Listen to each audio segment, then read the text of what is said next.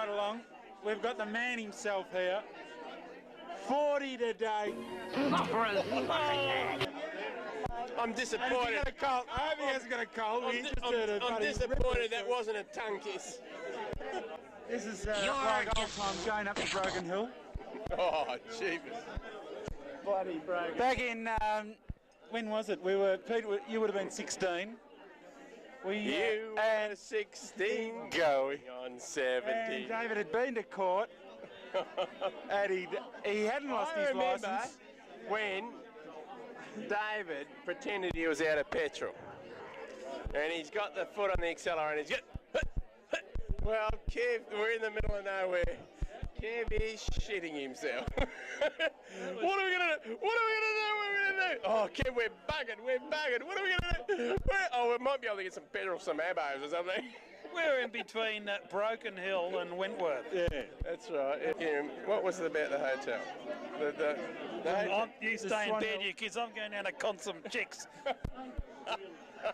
No, what about when we started, when we had to leave? Yeah, and we had to get the wheels balanced. But before that, what about you be there at? The big thing was that I had to be there at 6:30. Right. And we were going to Broken Hill, by the way. Broken Hill. And this was Thursday night. This was all decided. And so I had to be there at 6:30. But the only problem was that I had a paper round. So we had to race up to the newsagent. And I asked if I could have a couple of days off from the paper round. He said, that's fine. As long as you can do the paper round tomorrow morning, I'll find someone else. No worries. So I got up at about 5 o'clock and did my paper round because I had to be down at Burke Road by 6:30. So I'd finished my paper round about 15 minutes flat, and then I started walking down. And I had these two big bags, no luggage, walking down Burke Road, and my arms were just aching, and I just didn't want to put them down on the ground just in case they'd bloody leave without me, because if I wasn't there, they're going to leave without me. So, I got to the sort of the bottom where the bars are, and I sort of put down for a minute, and I had a look, I'm running late. Picked up, and I sort of, it was just agony walking up, and here I get up to bloody Burke Road. No one was stirring. So then I wake everyone up. But he finally get out about 7:15. We get out to the kitchen, and having breakfast. And Uncle Dick, good old Uncle Dick, who was in his sick years, came out, looked at me, he goes, "What are you bloody doing here? Get home and have your breakfast."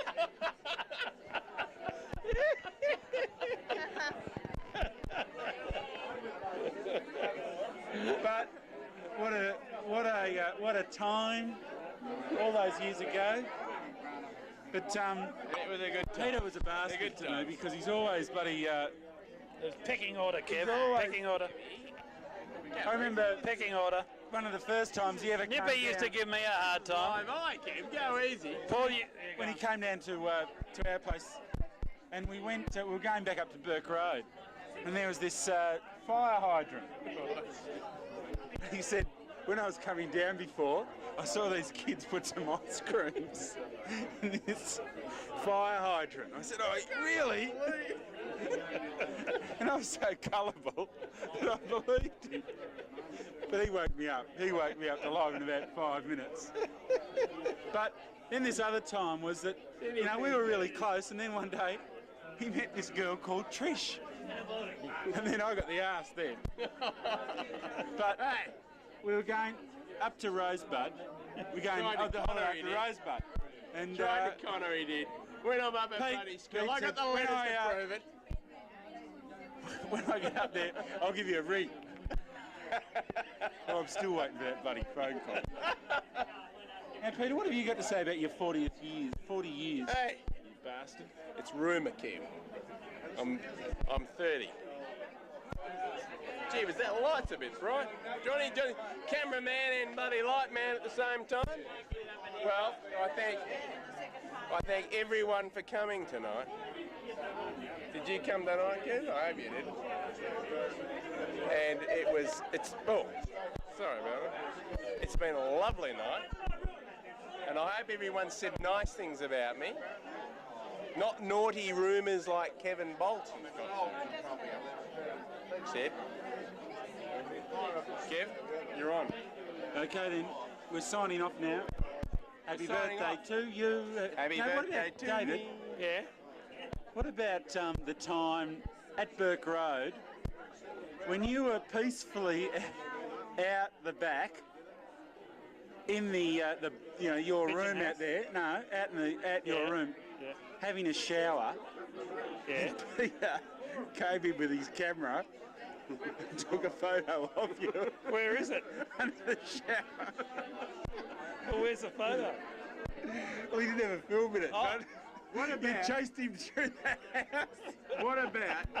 What about? I don't remember that Hey, one, listen. Kev. What about Sue Smith and the bloody wetsuit? No, tell me. The wetsuit. Nips had this lass, Sue Smith, who was in love with for 50 years. Anyway, he said, listen, tickle hair. He said, Sue's, Sue's, You get tickle hair right. Say tickle hair properly. Tickle hair. yeah.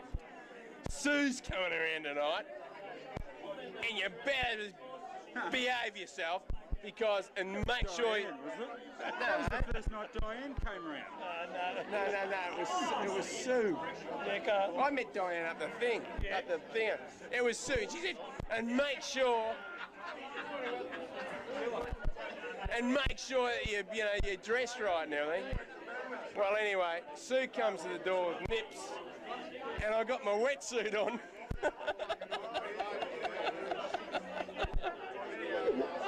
I just got this wetsuit, just the top of the wetsuit, not the bottom, just the top of the wetsuit. Well, he was totally pissed off. All right, well, I can tell a little story about Peter. Now, it just reminded me, one day, Tickle Hair, he dressed up like, what he got a top hat, umbrella, dark suit, and we set him up. We said, we'll go and Were there many of those umbrellas around? Were they umbrellas or umbrellas? umbrella, if you like. And Tickle Hair went to the front door of Burke Road, and we all knew not to answer it. Mum went to the door, answered it, and Peter was all dressed up to the hilt, and Mum said yes, and Peter said, "Oh, Mrs. Dixon." My name's Mr. Greenwood, and I'd like to come in here and I'd like to speak to your children. Oh, yes, Mr. Greenwood, come in. Remember that?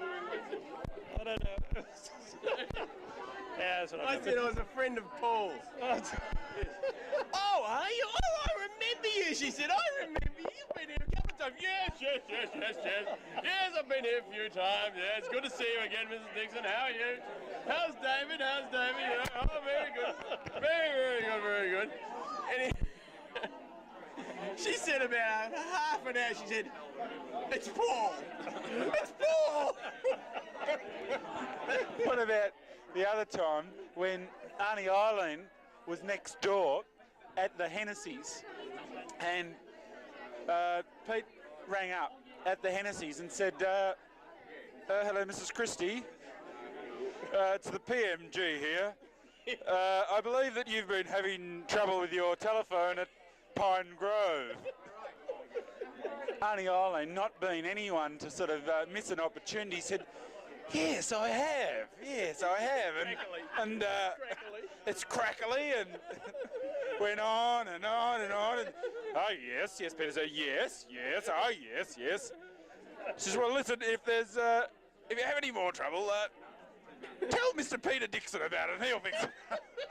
She said, Peter, you bastard! You bastard, Peter! And then she was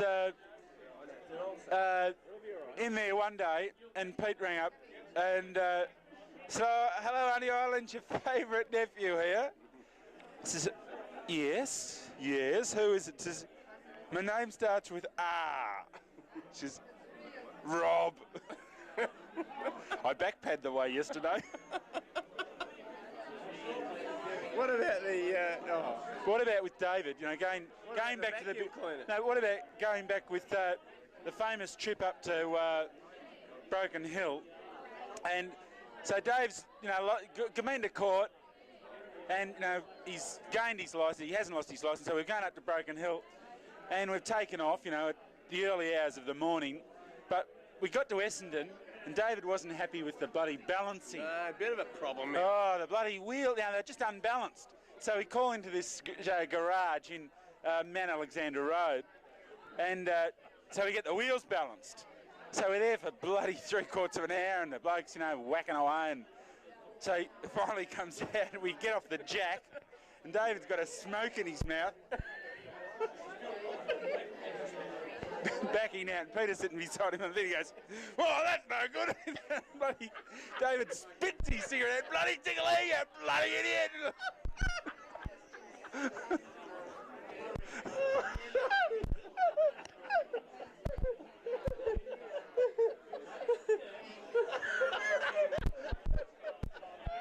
Oh dear.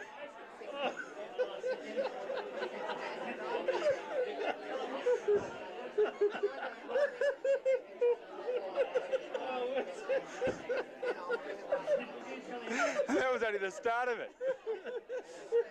And then, I mean, I'm only a mere mortal, but we got to Bendigo and we had a salad sandwich for lunch. And they're the best salad sandwiches I could still remember. Fantastic. No, absolutely. No, they're big. But they weren't cut properly, so they were shit outs. Is that right? They weren't cut properly. They had a little nick on the bottom. But it was funny times. Well, there's one thing I must remember about Tickle is Paul and I were going into the city. We were about 14 or 15. And we were going into the city because that's where we used to meet all the chicks, you know. And Tickle said, "I'm coming." And oh no, it wasn't Paul and I, it was Blackguard and I. And Blackguard said, "I'll let him come." I said, "He's not coming, the little shit. He'll really, you know, cramp our style." And you know what? And the last thing I was doing was walking down Burke Road, and Tickle was in tears. Walked back to Burke Road, and I'll tell you what, I had a shit. We didn't Take you get to the city tomorrow. well, we didn't meet any chicks either. He Pete- used to take me. He even took me when he met Chantal. Really? I don't remember that.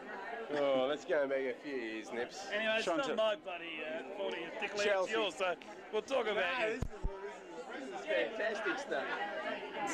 Any other memories? Memories. Memories. I think it's about time we went and had a drink. All right. All right? And we get the dancing music going because David and I have done these bloody tapes. I heard.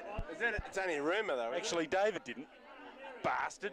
Yeah, bloody. But what have you got to say about Nips? I reckon he's a shit. Ah, Well, you should really mean that, don't you, Kev? But I love you, Dave. I love you too, Kev. get We've that already going? organised this tonight. take a poofters. Okay. That's it. Yeah, that's it. Happy birthday to you. Happy birthday to you. Happy birthday, dear Petey. Happy birthday. Happy birthday to you. Wouldn't it be funny if that bloody thing hasn't worked properly all? Yeah. Oh, that's real. I got enough. See you later. Okay, bye.